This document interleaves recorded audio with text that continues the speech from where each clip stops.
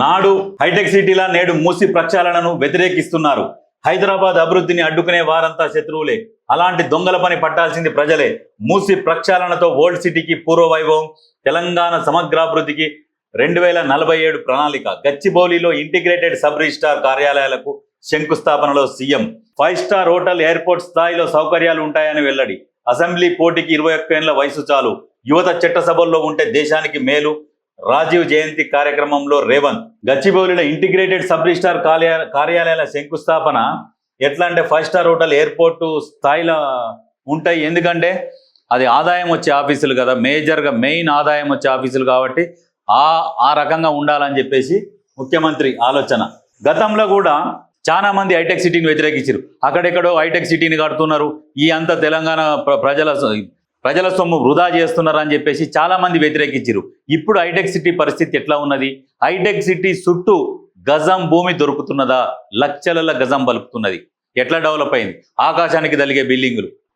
ఇప్పుడు ఈ మూసి ప్రక్షాళన, సుందరీకరణ, దీని గురించి ఈ పేపర్లు ఏమి ఇచ్చారంటే, టోక్యో, న్యూయార్క్తో హైదరాబాద్ పోటీ, ఓల్డ్ సిటీ కాదు ఒరిజినల్ సిటీ. మూసి ప్రక్షాళనతో పూర్వవైభవం. గోదావరి జలాలతో 365 రోజులు నీళ్లుండేలా చర్యలు. RRR ఎలివేటెడ్ కారిడార్లతో మెట్రో కనెక్ట్. 2030 నాటికి ఫ్యూచర్ సిటీ పూర్తి. అప్పుడు ప్రపంచమంతా చూసేది మన వైపే. సామాన్యులకు సొంత ఇంటి కళ నెరవేరాలంటే నగరం విస్తరించాలి. గోదావరి జలాలతోని 365 రోజులు మూసి ఎప్పుడు ప్రవహిస్తుండాలి. మూసి ప్రక్షాళన ఒకటి జరుగుతుంది. దాంతోపాటు మూసి సుందరీకరణ.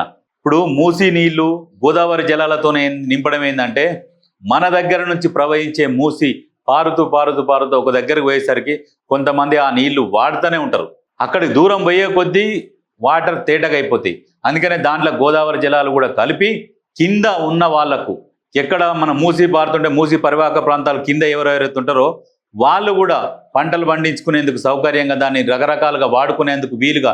ఇప్పుడు ఆల్రెడీ ఇక్కడ నుంచి ప్రవహిస్తుంటేనే కొన్ని కిలోమీటర్లు పోయినాక ఫ్రెష్ అవుతున్నాయి వాటర్. ఆ వాటర్ని ఇక్కడనే శుద్ధి చేసి పంపిస్తే ఇంకా బాగుంటుందన్న ఆలోచనతోటి ఈ మూసి సుందరీకరణ గనక అందుబాటులోకి వచ్చినాక ఒక్కొక్కరు అందరు ముక్కున మూతి మీద అందరు వేలు వేసుకొని కూర్చుంటారు. దాంతో పాటు ఏమైందంటే, హైదరాబాద్లో ఈ దోమల బెడద, ఈ వాసన ఇవన్నీ ఉండకుండా ఉంటాయి. అప్పుడు విదేశాల నుంచి ఎవరైనా వచ్చి హైదరాబాద్ను చూసి ఏంది ఇంత అద్భుతమైన నగరంలో పెట్టుబడులు పెట్టడానికి ఎవరైనా ముందుకొస్తారు. ఇప్పుడు ముఖ్యమంత్రి రేవంత్ రెడ్డి పదే మొత్తుకుంటున్నాడు ఏంటంటే, అభివృద్ధి లక్ష్యంగా పనిచేద్దాం, చరిత్రలో నిలిచిపోవాలి.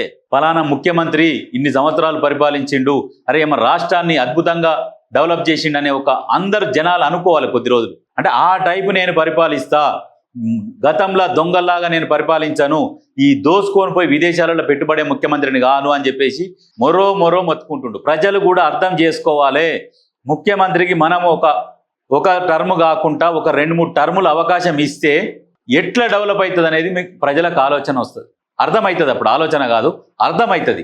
ఏ విధంగా డెవలప్ చేస్తున్నారు, ఎట్లా డెవలప్ చేస్తున్నారు అనేది ప్రజలకు అప్పుడు అర్థమవుతుంది. గతంలో ఒక ఆయన చెప్పిండు, సన్న బియ్యం 2000 కోట్ల భారం పడుతుంది, అది ఇయ్యలేం, చాలా కష్టం అన్నాడు. అంటే అప్పులలో ఉన్న తెలంగాణ సన్న బియ్యం ఇచ్చి కూడా భారం లేకుండా సమతుల్యంగా పరిపాలిస్తున్నాడు.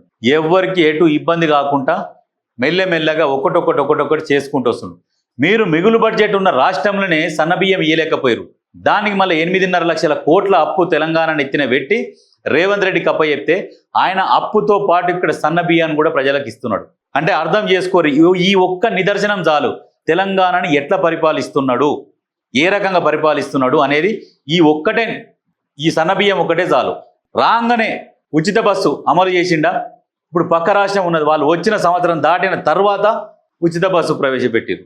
అంటే దేనికైనా గట్స్ ఉండాలి. కొన్ని నిర్ణయాలు తీసుకోవాలంటే ఆర్థిక భారం పడుతుంది. ఇవన్నీ ఆలోచన చేసుకొని ఒక్కొక్కటి ప్రవేశపెట్టుకుంటూ వస్తున్నారు. ప్రజలు కూడా ఆలోచన చేయాలి. వాళ్ళు దోచుకోవడానికి రాలే. గతంలో దొంగలు పడ్డారు, 10 సంవత్సరాలు దొంగలు పడి విపరీతంగా దోసుకున్నారు. ఇంకా మిగిలింది అది కూడా దోసుకుందామన్న ప్రయత్నంలో ఇంకా ఫైట్ చేస్తున్నారు. కానీ ఆ దొంగలకు తెలంగాణ ప్రజలు అవకాశం ఇవ్వొద్దు, అది గుర్తుపెట్టుకోరు.